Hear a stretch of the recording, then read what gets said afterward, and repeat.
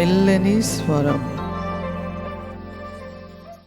లూకా సువార్త 4వ అధ్యాయం 25-26 వచనాలు కూడా చదువుకుందాం. ఏలియా దినముల యందు 3 ఏండ్ల 6 నెలలు ఆకాశము మూయబడి దేశమందంతటను గొప్ప కరువు సంభవించినప్పుడు 3 ఏండ్ల 6 నెలలు ఇశ్రాయేలులో అనేక మంది విధవరాండ్రుండినను ఏలియా సీదోనులోని సారెపతు అను ఊరిలో ఉన్న ఒక విధవరాలి యొద్దకే గాని మరి ఎవరి యొద్దకును పంపబడలేదు. ఎక్కడికి పంపబడ్డాడట? అనేకులు ఉన్నారట. ఊరన్న తర్వాత ఉండరా అండి? ఉంటారు, కానీ అక్కడికే పంపబడ్డాడు. ఎన్ని సంవత్సరాల కరువట అంటే 3 సంవత్సరముల 6 నెలల కరువు. ఎంత స్పష్టంగా రాయబడి ఉన్నదో మీరు గమనించాలి. ఈరోజు ధైర్యం తెచ్చుకోవాలని ప్రభు మీతో మాట్లాడుతున్నాడు. చాలా ధైర్యం తెచ్చుకోవాలి, చాలా నిబ్బరము కలిగి ఉండాలి. చాలా శ్రేష్టమైన మాటలు ప్రభు మనల్ని ధైర్యపరుస్తున్నాడు కదా. ఈరోజు మీరు అందరూ కూడా చాలామంది నా బలం అయిపోతుంది, నా శక్తి అయిపోతుంది, నా ఒంట్లో బలం లేదు, నాకు అది లేదు, నాకు ఇది లేదు, నేను అందరూ ఉన్నా ఒంటరిగా ఉన్నాను, మరి ఏంటి పరిస్థితి, ఎలా అయిపోతుందో అని చాలా రకములుగా మీరు చింతపడుతున్నారేమో. కానీ ఆ ఊరిలోనట ఆమెను ఎన్నుకున్నట్లుగా దేవుడు నీ బలహీనతలో నిన్నే ఎన్నుకోబోతున్నాడేమో. నీ ఇంటిలో నీ ఒక ఊరిలో, నీ బంధువులలో, నీ స్నేహితులలో నిన్నే ఎన్నుకుంటాడేమో కదా. కరువు వచ్చిందని భయపడకు, ఎవ్వరూ లేరు అని అస్సలు భయపడకు, ఎందుకంటే ఆయన నీతో ఉన్నాడు. దేవుని బిడ్డలారా, ఎంతమంది మనతో ఉన్నా, 1,00,00,000 మంది 1,00,000 మంది మనతో ఉన్నా, ఆయన లేకుంటే మనం ఒంటరి వారమే. ఆయన లేని జీవితము శూన్యమే.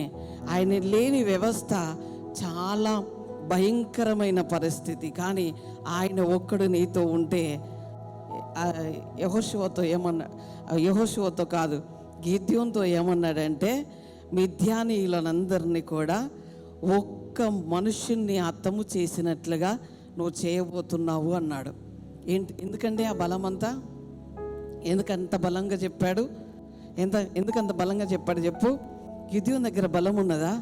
గిద్యోను ఏం చేస్తున్నాడంటే గానుగ చాటున గోధుమలను దుల్లగొట్టుకుంటున్నాడు. ఎంత భయంకరమైన పరిస్థితి అంటే, వారి పంటలు పండిన వెంటనే మిద్యానీయులు వచ్చి అంత దోసుకొని వారిని కొట్టి, లేకపోతే ఆ ధాన్యం అంతా చేతికి రాకుండా చెల్లా చెదరు చేసి వెళ్ళిపోతున్న పరిస్థితి. అయితే ఈ ధాన్యం ఎక్కడ పోతుందో, ఆకలితో ఎక్కడ చావవలసి వస్తుందని ఆ గానుగ చాటున దుల్లగొట్టుకుంటా ఉన్నాడు. అక్కడికి వచ్చి గిద్యోను, నువ్వు పరాక్రమము కలిగిన బలాఢ్యుడు. ఎవరట నువ్వు?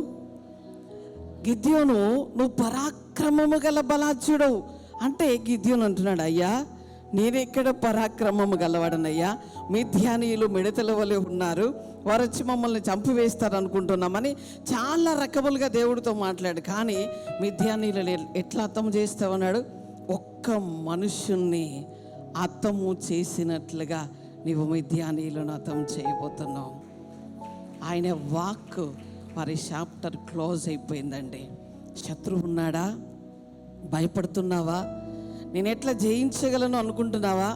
అనేక పరిస్థితులు నేను భయపెడుతున్నాయా? కానీ గిద్యోను పక్షముగా, యెహోషువ పక్షముగా ఉన్న దేవుడు నీ పక్షముగా ఉన్నాడు. గిద్యోను పక్షముగా ఉన్న దేవుడు మన పక్షముగా ఉండి ఈరోజు మనల్ని ధైర్యపరుస్తున్నాడు, మనల్ని బలపరుస్తున్నాడు. బలహీనముగా ఉన్నావా? శక్తిహీనుడిగా ఉన్నావా? నీ పక్షముగా యుద్ధము చేసేవారు ఎవ్వరూ లేరని అనుకుంటున్నావా? అయితే ఆయనే నీ పక్షముగా యుద్ధము చేయబోతున్నాడు. ఆయన నీకు బలాన్ని ఇవ్వబోతున్నాడు, ఆయన నీకు శక్తిని ఇవ్వబోతున్నాడు, ఆయన నీకు సామర్థ్యాన్ని ఇవ్వబోతున్నాడు. నీవు పడిన గుంటలో నుంచి ఆయనే నిన్ను పైకి పైకి పైకి లేవనెత్తబోతున్నాడు.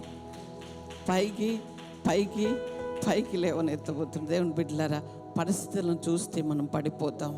మన జీవితంలో కొన్నిసార్లు చాలా భయం వేస్తుంది. కానీ ఆ భయంలో నుంచి బయటికి రావాలంటే సృష్టికర్త ముఖము చూడాలండి. దేవుని బిడ్డలారా, నేను చెప్పగలను, ఎంత భయపడుతున్నానో అని చెప్పగలను. కానీ నా ధైర్యం అంతా కూడా యేసు ప్రభు మాత్రమే. ఇప్పుడు ఈరోజు నేను మీకు ఇంత ధైర్యంగా చెప్తున్నానంటే దేవుడు మన పక్షముగా ఉన్నాడు. దేవుడు మనతో ఉండగా మనల్ని పడగొట్టగలిగిన, మనల్ని ఇబ్బంది పెట్టగలిగిన, మనల్ని నాశనము చేయగలిగిన శత్రువెవడు లేడండి. ఒక్క మనుషుల్ని హతము చేసినట్లుగా ప్రభు చేయబోతున్నాడు నీ శత్రువును. నీవు నిలబడు, ప్రభు సన్నిధిలో నువ్వు నిలబడు, మోకరించు. అయ్యా నా పరిస్థితి ఇది అని అడుగు. ఖచ్చితంగా ప్రభు నీ పక్షముగా ఉంటాడండి. ఆయన యుద్ధము చేస్తాడు. మిద్యానీయులకు అప్పగించినన్ని రోజులు అప్పగించాడు, కానీ తర్వాత ఆయనను నిలబెట్టుకొని విజయమునిచ్చిన దేవుడు ఈరోజు నీతో నాతో మాట్లాడుతున్నాడు. నేను మీ పక్షముగా యుద్ధము చేయబోతున్నాను, నేను మీతో ఉన్నాను. ఎక్కడ కృంగిపోతున్నారు, బాధపడుతున్నారు, వేదన అనుభవిస్తున్నారు, చాలా దుఃఖము, అయ్యో నేను ఒంటరిని, నాకెవరు లేరు, నా పరిస్థితి ఇలా ఉన్నది, నేను బలహీనుడను, చాలా రకములుగా మీరు కృంగిపోతున్నారు. కానీ అలా అన్నప్పుడు దేవుడు బాధపడతాడు. దేవుని బిడ్డలారా, దేవుడు మనతో ఉన్నాడు. మనుషులు ఎవ్వరూ మనతో ఉండకపోయినా ఆయనే మనతో ఉంటాడు. ఆయన మనతో ఉండగా ఎవ్వరు ఉన్నా లేకపోయినా మనము ధనవంతులము, భాగ్యవంతులము. అందుకే చెప్పాను, మీరు భాగ్యవంతులు, ధనవంతులు. ఎందుకు అంటే ఒక భాగ్యవంతుని, ఒక ధనవంతును చూసినప్పుడు ఈ లోకము భయపడవచ్చు, కానీ బలహీనును చూసినప్పుడు ఈ లోకము పరిస్థితులు భయపడకపోయినా మన పక్షముగా ఉన్నవాడు ఎవరు? మరణాన్ని జయించాడు, లోకాన్ని జయించాడు, పాపాన్ని జయించాడు, సమస్తమును జయించాడు.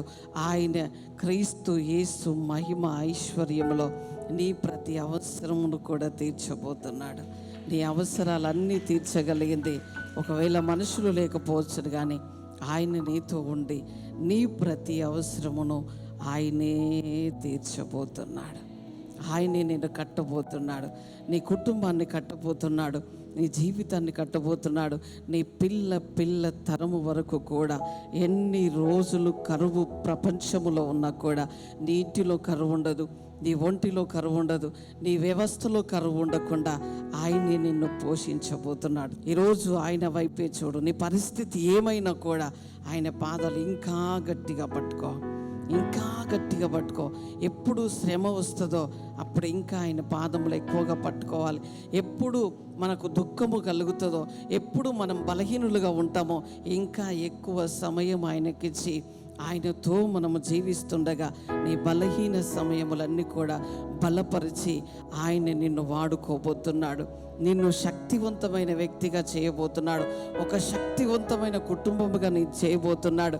నీ పరిస్థితులు ఈరోజు కృంగిపోయినట్లుగా బలహీనముగా పక్కన వారు చూసి నువ్వేంటి, నీ దేవుడు ఏంటని 3వ కీర్తనలో దావీదు అన్నట్లుగా ఎగతాళి చేస్తుండొచ్చు, కానీ ఒకరోజు వారి ముందే నువ్వు పరాక్రమము కలిగిన ఒక వ్యక్తిగా నిలబడి నీ దేవుణ్ణి నువ్వు స్తుతించబోతున్నావు, ఆయనను ఘనపరచబోతున్నావు. కనుక ఈరోజు మీరు ధైర్యముగా ఉండండి.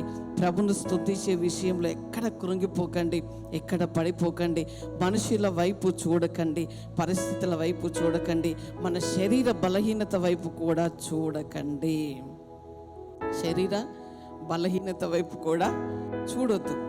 దేవుడే మన బలం, దేవుడే మన శక్తి. అన్నిటిలో మనల్ని నడిపించగలిగిన సామర్థ్యము కలిగిన శక్తి కలిగిన దేవుణ్ణి మనం ఆరాధిస్తున్నాం.